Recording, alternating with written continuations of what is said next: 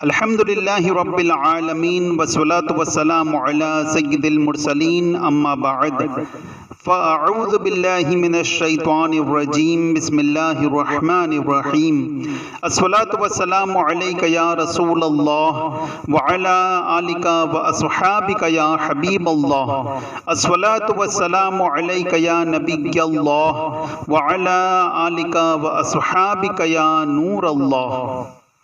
دعائے عطار۔ یا رب کریم، جو کوئی رسالہ حاجیوں کے واقعات کے 17 صفحات پڑھ یا سن لے اس کو بار بار حج و زیارت مدینہ سے مشرف فرما، آمین بجاہ النبی الامین صلی اللہ علیہ وسلم۔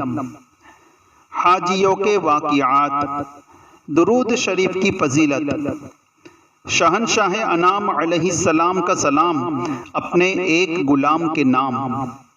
حضرت سیدنا ابو الفضل ابن زرق قمصانی قدس سرہ ربانی فرماتے ہیں، میرے پاس خراسان سے ایک عاشق رسول آیا اور کہنے لگا، الحمدللہ عز وجل، میں مسجد النبوی شریف علی صاحبہ الصلاۃ والسلام میں سویا ہوا تھا کہ جناب رسالت مآب صلی اللہ علیہ وسلم نے مجھ پر خواب میں کرم فرمایا، لبہائے مبارکہ واہ ہوئے، رحمت کے پھول جھڑنے لگے اور الفاظ کچھ یوں ترتیب پائے، جب تو حمزان جائے تو ابو الفضل ابن زرق کو میرا سلام کہنا۔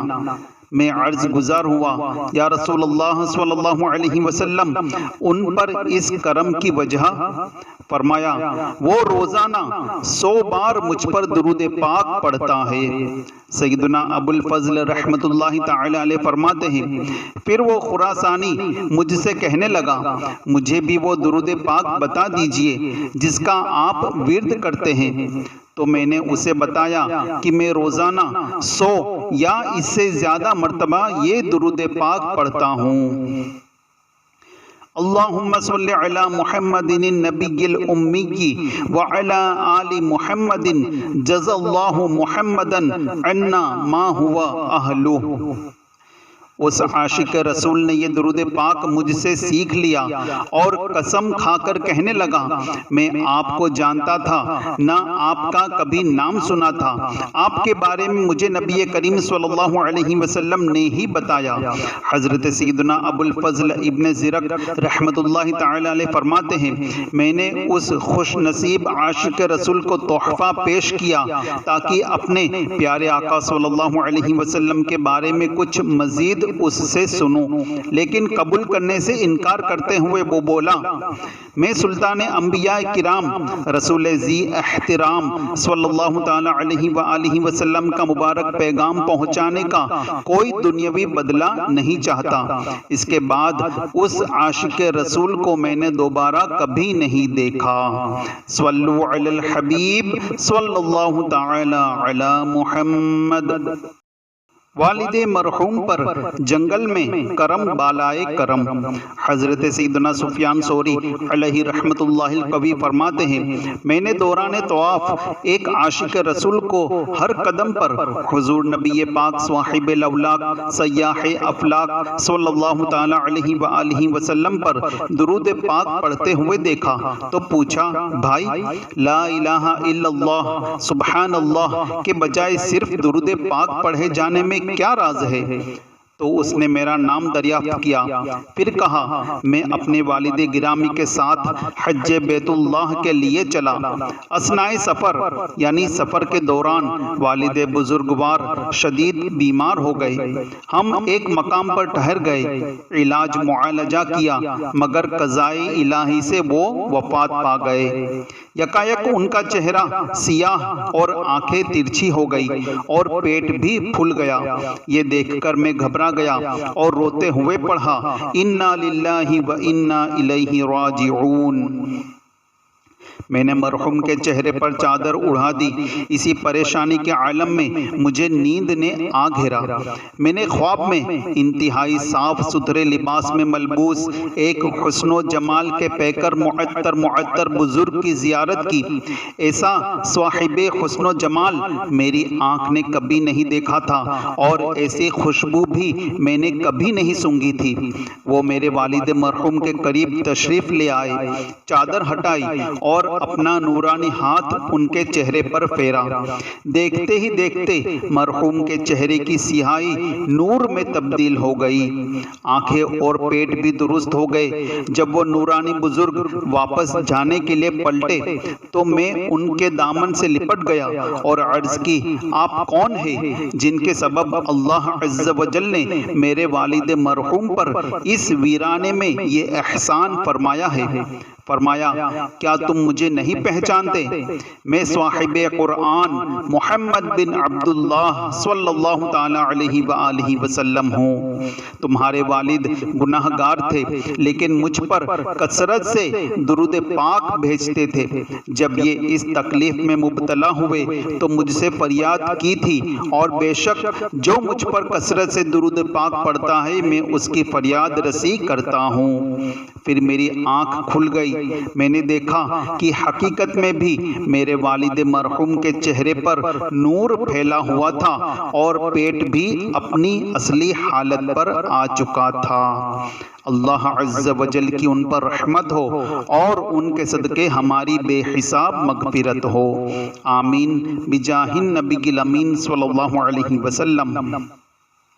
دنیا و آخرت میں جب میں رہوں سلامت، پیارے پڑھوں نہ کیوں کر تم پر سلام ہر دم۔ للہ اب ہماری فریاد کو پہنچیے، بے حد ہے حال ابتر تم پر سلام ہر دم۔ صلو علی الحبیب صلی اللہ تعالی علی محمد۔ اپنے آقا سے پہلے طواف نہیں کروں گا۔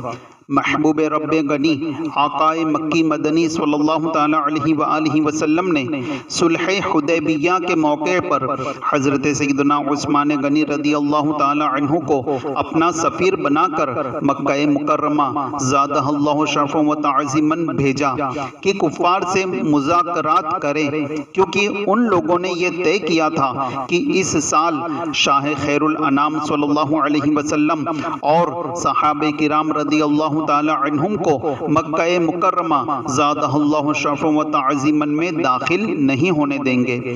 حضرت سیدنا عثمان غنی رضی اللہ تعالی عنہ حرم کعبہ پہنچے تو انہیں بتایا گیا کہ اس سال آپ لوگ عمرہ نہیں کر سکتے۔ کفار مکہ نے حضرت سیدنا عثمان غنی رضی اللہ تعالی عنہ سے کہا، چونکہ آپ یہاں آ گئے ہیں اس لیے چاہیں تو طواف کر لیجئے۔ حضرت سیدنا عثمان غنی رضی اللہ تعالی عنہ کو اللہ عز و جل کے پیارے نبی مکی مدنی صلی اللہ علیہ وسلم کے بغیر طواف کرنا گوارا نہ ہوا، لہذا فرمایا، میں اس وقت تک طواف کعبہ نہیں کروں گا جب تک رسول اللہ صلی اللہ علیہ وسلم طواف نہ کر لے۔ اللہ عز و جل کی ان پر رحمت ہو، اور ان کے صدقے ہماری بے حساب مغفرت ہو، آمین بجاہ النبی الامین صلی اللہ علیہ وسلم۔ اللہ سے کیا پیار ہے عثمان غنی کا، محبوب خدا یار ہے عثمان غنی کا۔ صلو علی الحبیب صلی اللہ تعالی علی محمد۔ 20 پیدل سفر حج۔ راکب دوش مصطفیٰ سید الاسخیہ، برادر شہید کربلا، جگر گوشہ فاطمہ، دل بند مرتضیٰ سیدنا امام حسن مجتبیٰ رضی اللہ تعالی عنہ نے ایک مرتبہ فرمایا، میں بہت شرمندہ ہوں، اللہ عز و جل سے کس طرح ملاقات کروں گا۔ افسوس اس کے پاک گھر یعنی کعبہ مشرفہ تک کبھی پیدل چل کر نہیں آیا۔ اس کے بعد آپ رضی اللہ تعالی عنہ 20 بار مدینہ منورہ زادہ اللہ شرفا و تعظیما سے مکہ مکرمہ زادہ اللہ شرفا و تعظیما حج کے لیے پیدل آئے۔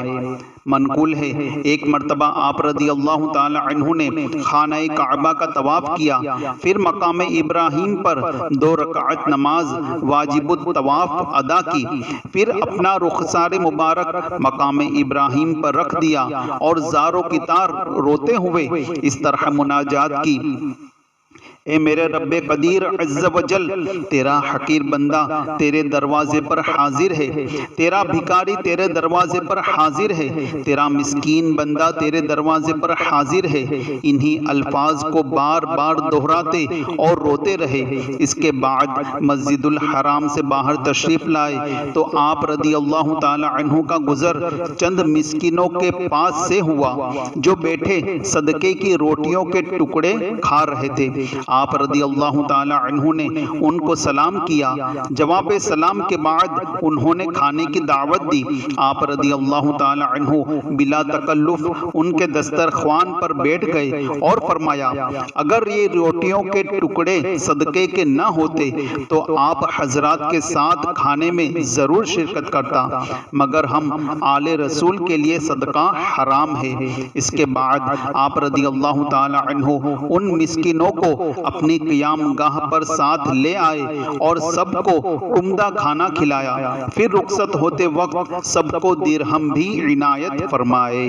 اللہ عز و جل کی ان پر رحمت ہو اور ان کے صدقے ہماری بے حساب مغفرت ہو، آمین بجاہ النبی الامین صلی اللہ علیہ وسلم۔ وہ حسن مجتبی سید الاسخیاء راکب دوش عزت پہ لاکھوں سلام، صلو علی الحبیب صلی اللہ تعالی علی محمد۔ آقا کے ساتھ بارش میں طواف کی سعادت۔ میٹھے میٹھے اسلامی بھائیوں، بارش میں طواف کی بھی کیا بات ہے۔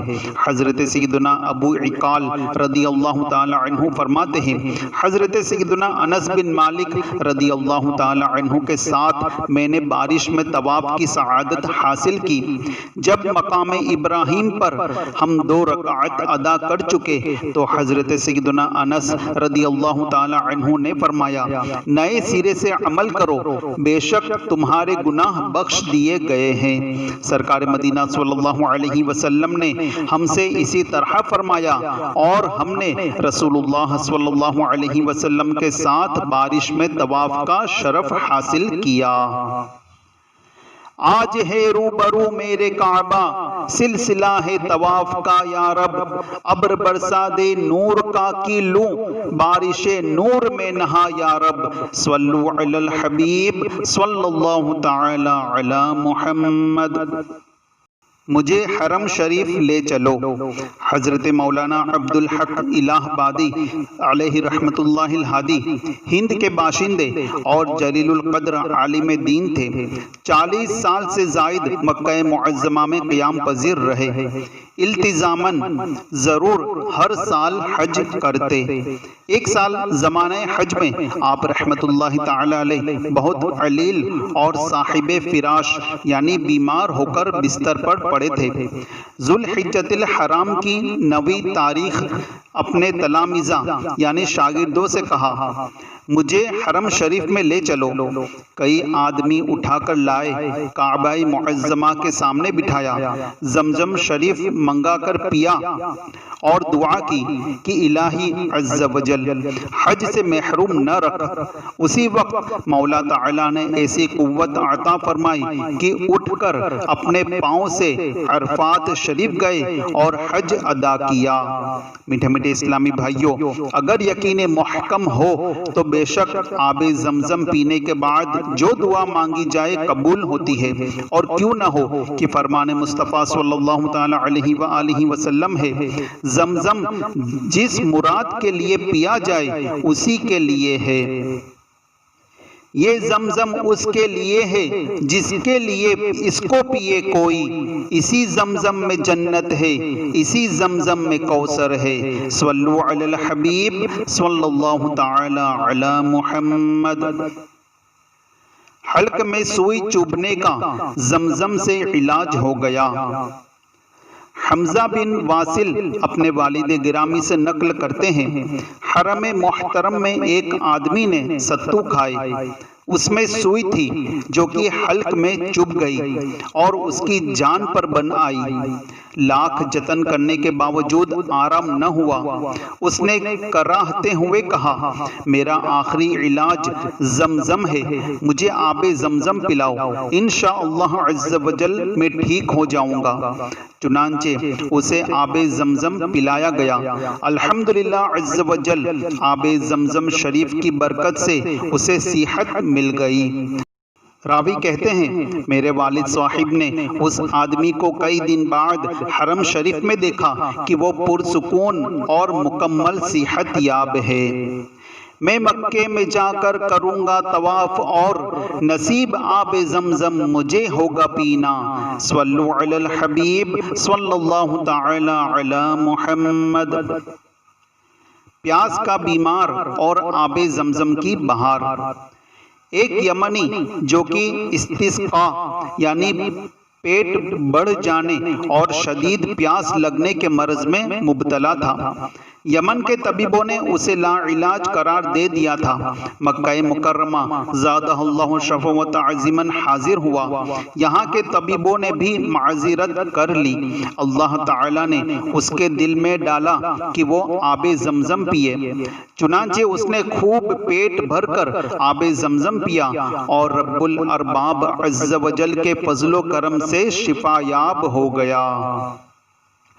تو مکے کی گلیاں دکھا یا الہی، وہاں خوب زمزم پلا یا الہی۔ صلو علی الحبیب صلی اللہ تعالی علی محمد۔ عطاؤں کا کنواں، سزاؤں کا کنواں۔ مجاہد بن یحییٰ بلخی فرماتے ہیں ایک خراسانی 60 سال سے مکہ مکرمہ زادہ اللہ شرفا و تعظیما میں رہا کرتا تھا، جو کہ بڑا عابد و زاہد شب زندہ دار شخص تھا۔ دن کو قرآن کریم پڑھتا، ساری رات طواف کرتا۔ ایک نیک اور صالح آدمی اور اس خراسانی کے درمیان دوستی تھی۔ اس صالح مرد نے اپنے خراسانی دوست کو 10,000 دینار بطور امانت دیے اور سفر پر چلا گیا۔ جب سفر سے لوٹا تو پتہ چلا اس کا خراسانی دوست فوت ہو چکا ہے۔ یہ اس کے وارثوں کے پاس گیا اور اپنی امانت مانگی۔ انہوں نے لا علمی کا اظہار کیا۔ اس صالح شخص نے فقہائے مکہ مکرمہ سے اس واقعے کا ذکر کیا۔ انہوں نے فرمایا ہمیں امید ہے مرحوم خراسانی جنتی ہوگا۔ تم آدھی رات کے بعد بئر زمزم کے اندر جھانک کر اس طرح آواز دینا، اے خراسانی میں نے تمہیں امانت دی تھی، وہ جواب دے دے گا۔ اس نے ایسا ہی کیا مگر زمزم کے کنویں سے جواب نہ آیا۔ اس نے پھر علماء مکہ مکرمہ سے رابطہ کیا۔ انہوں نے اظہار افسوس کرتے ہوئے کہا شاید وہ جنتیوں میں سے نہیں، ورنہ اس کی روح بئر زمزم میں ہوتی۔ اب تم یمن میں بئر برہوت پر جا کر اس طرح بلاؤ، وہ کنواں جہنم کے کنارے پر ہے، وہاں جہنمیوں کی روحیں ہوتی ہے۔ چنانچہ یہ یمن پہنچا اور بئر برہوت میں جھانک کر آواز دی، اے خراسانی میں نے تمہیں امانت دی تھی۔ وہاں روحوں کو چیختے سنا۔ ایک سے پوچھا تو کیوں عذاب میں مبتلا ہے؟ اس نے کہا میں ظالم تھا، حرام کھاتا تھا، ملک الموت نے مجھے یہاں پھینک دیا ہے۔ دوسری روح بولی میں عبد الملک بن مروان کی روح ہوں، ظلم کی وجہ سے یہاں عذاب میں ہوں۔ اس مرد صالح کا بیان ہے میں نے تیسری آواز سنی جو کہ مرحوم خراسانی دوست کی تھی۔ میں نے پوچھا تم یہاں کیسے؟ تم تو عابد و زاہد تھے۔ خراسانی نے کہا میری ایک معذور بہن تھی جس سے میں نے لاپرواہی اور قطع رحمی کی یعنی رشتہ توڑا، جس کی وجہ سے ساری عبادت تباہ ہو گئی اور مبتلا عذاب ہوں۔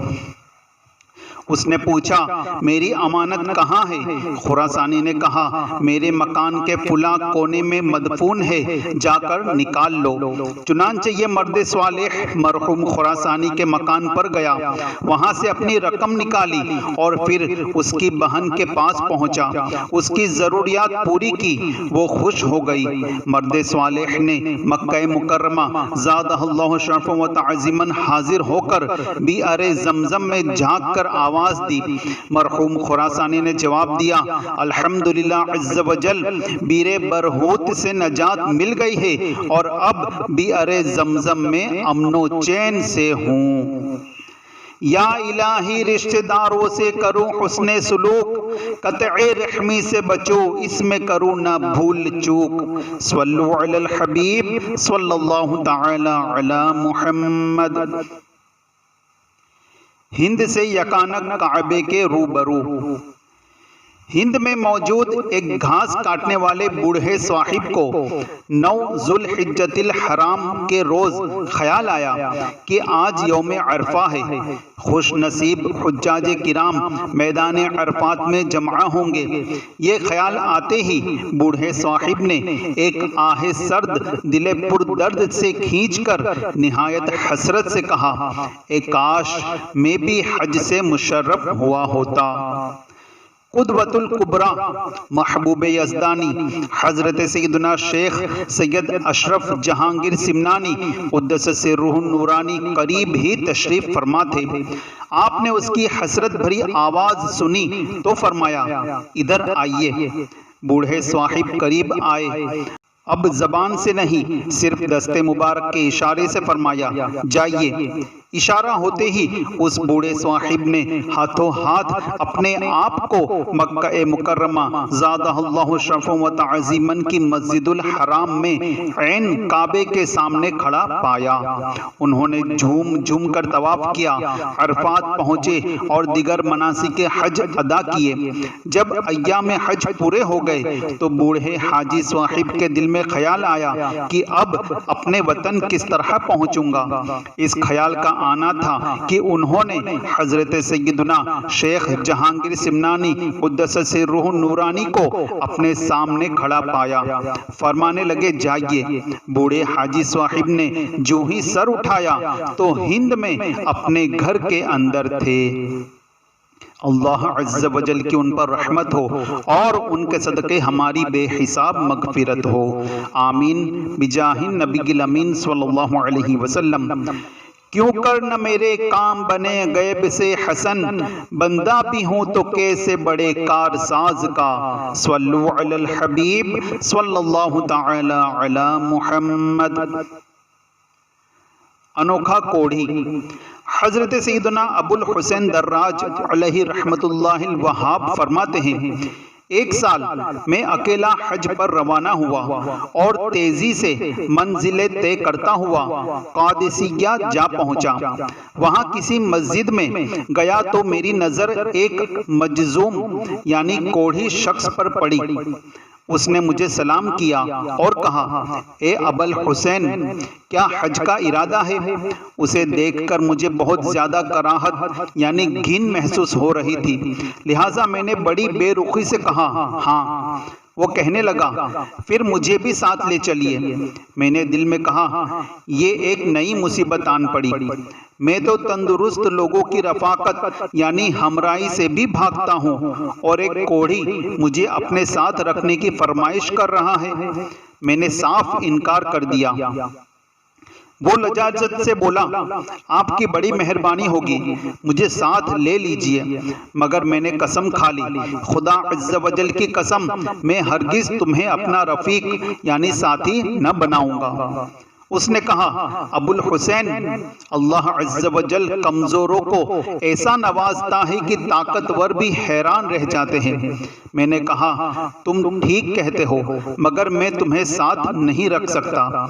عصر کی نماز پڑھ کر میں نے دوبارہ سفر شروع کیا اور صبح کے وقت ایک بستی میں پہنچا تو حیرت انگیز طور پر اسی کوڑی شخص سے ملاقات ہوئی۔ اس نے مجھے دیکھتے ہی سلام کیا اور بولا، اللہ عز و جل کمزوروں کو ایسا نوازتا ہے کہ طاقتور بھی حیران رہ جاتے ہیں۔ اس کی یہ بات سن کر مجھے اس کے بارے میں عجیب و غریب خیالات آنے لگے۔ بہرحال میں وہاں سے روانہ ہوا۔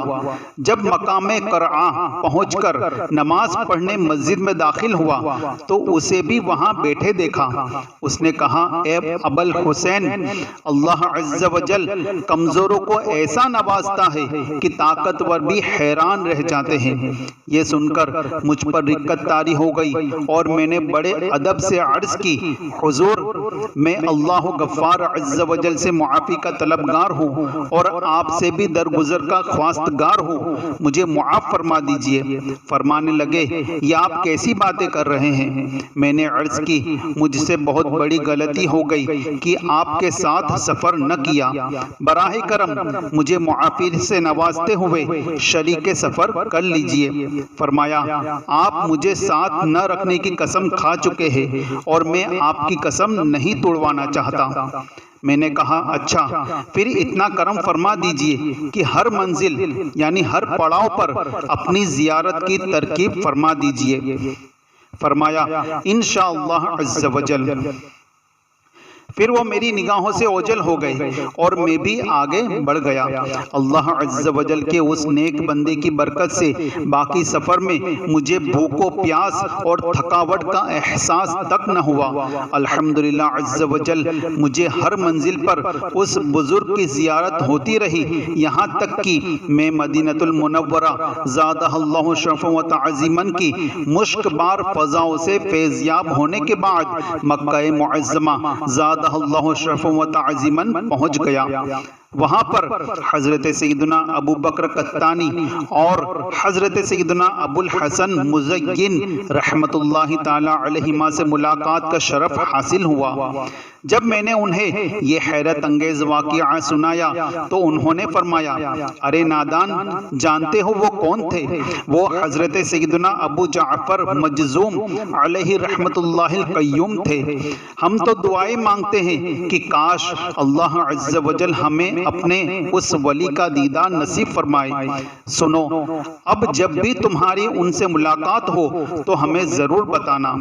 10ویں ذوالحجۃ الحرام کو جب میں نے جمرۃ العقبہ یعنی بڑے شیطان کو رمی کی یعنی کنکریاں ماری تو کسی شخص نے مجھے اپنی طرف کھینچا اور کہا، اے ابو الحسین، السلام علیکم۔ جیسے ہی میں نے پیچھے مڑ کر دیکھا تو میرے سامنے وہی بزرگ یعنی حضرت سیدنا ابو جعفر مجذوم علیہ رحمت اللہ القیوم موجود تھے۔ انہیں دیکھتے ہی مجھ پر رقت طاری ہو گئی اور میں روتے روتے بے سود ہو کر گر پڑا۔ جب میرے حواس بحال ہوئے تو وہ تشریف لے جا چکے تھے۔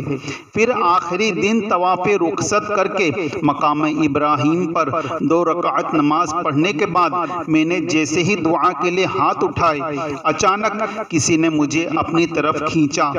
دیکھا تو حضرت سیدنا ابو جعفر مجذوم علیہ رحمت اللہ القیوم تھے۔ فرمانے لگے، ابو الحسین، گھبرانے یا شور مچانے کی ضرورت نہیں، بے فکر رہیے۔ میں خاموش رہا اور میں نے بارگاہ خداوندی عز و جل میں 3 دعائیں کی۔ انہوں نے میری ہر دعا پر آمین کہا۔ اس کے بعد وہ میری نظروں سے اوجھل ہو گئے اور دوبارہ نظر نہیں آئے۔ میری 3 دعائیں یہ تھی۔ نمبر 1، اے میرے پاک پروردگار عز و جل، میرے نزدیک فقر ایسا محبوب بنا دے کہ دنیا میں اس سے زیادہ کوئی شے مجھے پیاری نہ ہو۔ نمبر 2، مجھے ایسا نہ بنانا کہ میری کوئی رات اس حالت میں گزرے کہ میں نے صبح کے لیے کوئی چیز ذخیرہ کر کے رکھی ہو۔ پھر ایسا ہی ہوا، کئی سال گزر گئے لیکن میں نے کوئی چیز اپنے پاس ذخیرہ کر کے نہ رکھی۔ اور تیسری دعا یہ تھی۔ نمبر 3، اے میرے پاک پروردگار عز و جل، جب تو اپنے اولیاء کرام رحمہم اللہ السلام کو اپنے دیدار کی دولت عظمیٰ سے مشرف فرمائے تو مجھے بھی ان میں شامل فرما لینا۔ مجھے اپنے رب مجید عز و جل سے پوری امید ہے کہ میری ان دعاؤں کو ضرور پورا فرمائے گا، کیونکہ ان پر ایک ولی کامل نے آمین کی مہر لگا دی تھی۔ اللہ عز و جل کی ان پر رحمت ہو اور ان کے صدقے ہماری بے حساب مغفرت ہو، آمین بجاہ النبی الامین صلی اللہ علیہ وسلم۔ ضعف مانا مگر یہ ظالم دل، ان کے رستے میں تو تھکا نہ کرے، صلو علی الحبیب صلی اللہ تعالی علی محمد۔